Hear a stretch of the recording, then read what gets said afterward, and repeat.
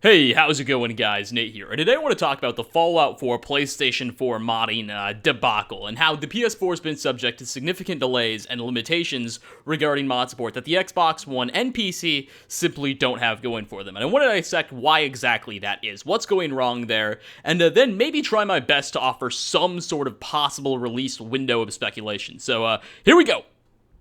Now, Bethesda's initial plan for delivering mod support to consoles was as follows. The Xbox One would receive mod support sometime in May of 2016, and about a month later, the PS4 would as well. Now, the reason for this, the reason for the Xbox One getting mods first, wasn't because of some sort of exclusivity deal Bethesda made with Microsoft, but in fact that the Xbox One is a much more familiar and easy console for the developers to work with. Now, you might be asking why that is. Why is the Xbox One the more familiar and easier console to work with? Haven't they and the PS4 been out for the same amount of time? I mean, technically the PS4 is actually a little bit older than the Xbox One, so why is it the Xbox One is more familiar? Well, that's because the Xbox One has something that the PS4 doesn't, and that is a Windows-based operating system. Windows has the advantage of being one of the most popular and well-known OSs in the entire world, and it's extremely developer-friendly. Combine this with the fact that variants of it have existed since the 90s, and you get something that's extremely easy to develop for whenever it runs based off of Windows. The PS4 doesn't get to benefit from such luxuries. PlayStation consoles have always run on this weird, technically Linux-based, but not really OS, that developers have always struggled to understand. If you look back to the PS3, when it came out, with games like Skyrim, for instance, the Dawnguard DLC was available on the Xbox 360 almost 7 months earlier than the PS3. Now, the reason behind that wasn't an exclusivity deal, but because of the technical insurmountabilities posed by the PS3's operating system.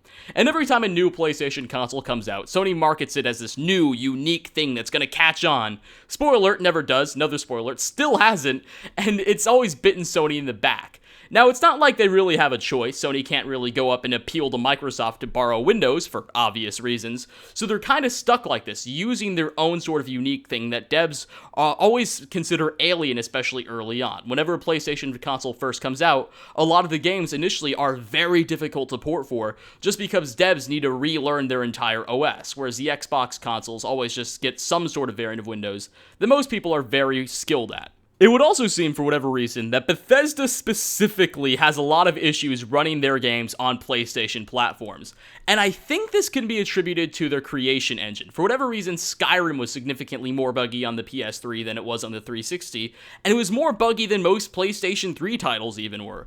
Fallout 4, very buggy on the PlayStation 4, not so much on the Xbox One, and it just, for whatever reason, seemed to have some sort of incompatibility with the Sony OS.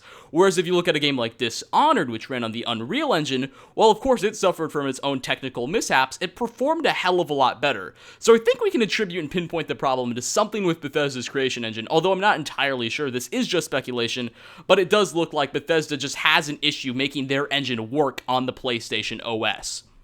So it's a combination of those issues, Sony's unique and difficult operating system, Bethesda's apparent inability to work effectively with it, that have cultivated into the situation in which we're at, where the PS4 is receiving mod support at a significantly delayed date, if at all, compared to the Xbox One.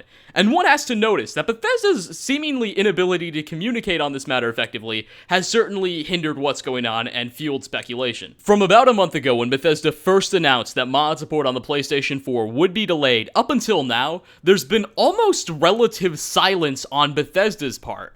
However, a few days ago, that was kind of broken, but not really. They didn't give us any news.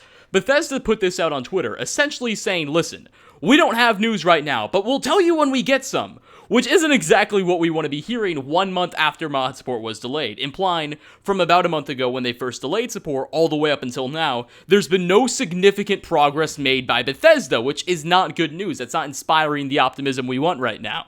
So when we ask ourselves when we can expect Fallout 4 to finally get PS4 mod support, I think the tone shifted to something a bit more pessimistic. Early on when the delay was first announced, most people, myself included, were saying, oh, the extent of the delay can't be that long, maybe 3-4 weeks maximum, right?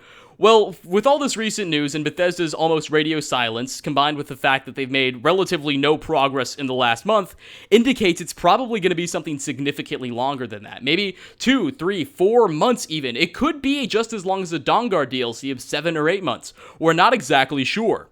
And we also need to take into account that Skyrim Special Edition is only a few months away, and one of its biggest selling points is console mod support. So if Bethesda can't get this situation resolved by then, it's certainly going to damage their sales, and likely won't look good on Sony's part either. Now, fortunately for Sony, most current-gen systems have already been sold, so it won't exactly hurt them too bad in terms of sales, but it will be a liability that the company probably won't enjoy having. So maybe Sony will step up and be a little bit more proactive with support to Bethesda as well.